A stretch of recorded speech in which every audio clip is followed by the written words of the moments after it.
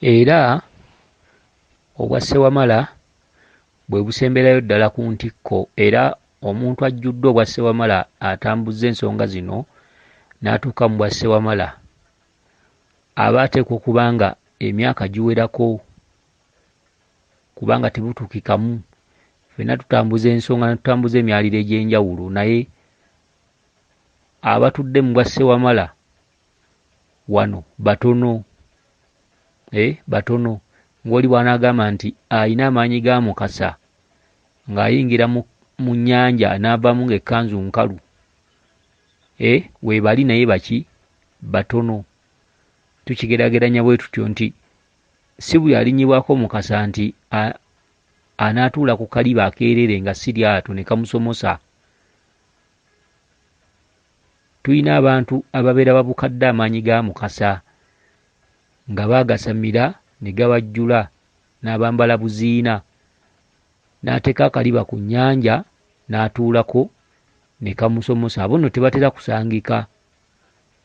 Oba oli n'ayingira mu nnyanja nga n'ekkanzu n'avaamu nga nkalu. Batono ddala wano.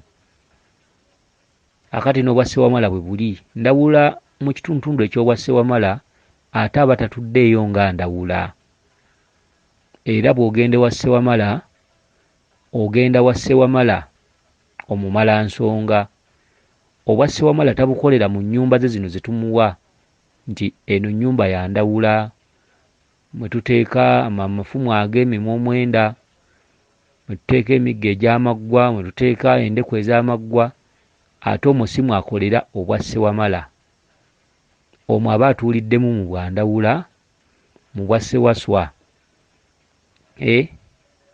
Ekyo kitundutundu mwaliiro mulamba, era tugusamira ogwa ndawula. Naye ekitundutundu mwatulira mu bwa Ssewamala ate omusanga Ssewamala. Nga n'enneeyisa zino nti oba ali kino oba ndawula omutegerera wano ng'ate ziri ndala.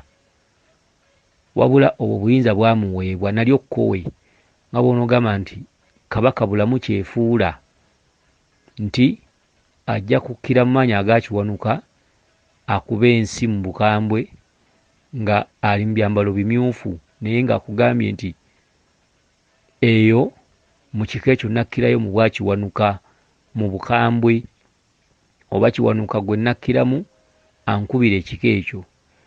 Akati omusambwa ndawula mu bwa Ssewamala gwefuuliramu bwefuulizi.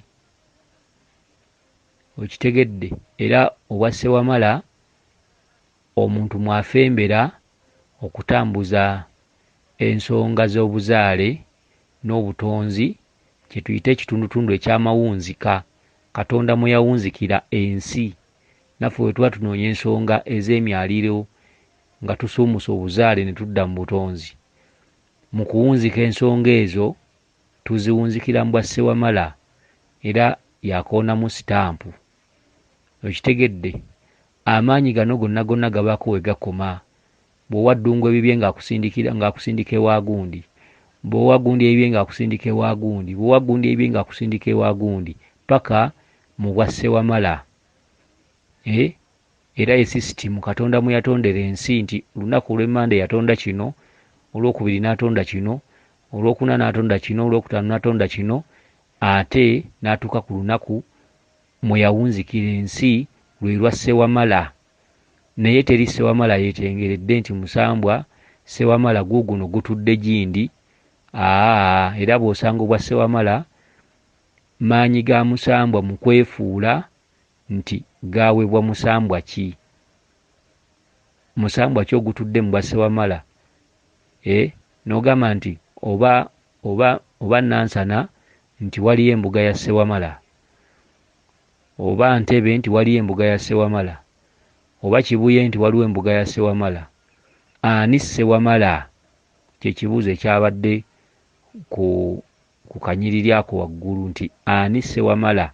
Kale bw'ogendera bu odiyo buno ojja kusobola okumutegeera. Nkimanyi bangi basobola okugaana kino kye twogedde, naye ffe tetugaana, wabula ekintu ekikulu kunoonya kumanya na kutegeera ebintu ebyo bitambulira mu myaliro munda, atagitambuza tasobola bimanya.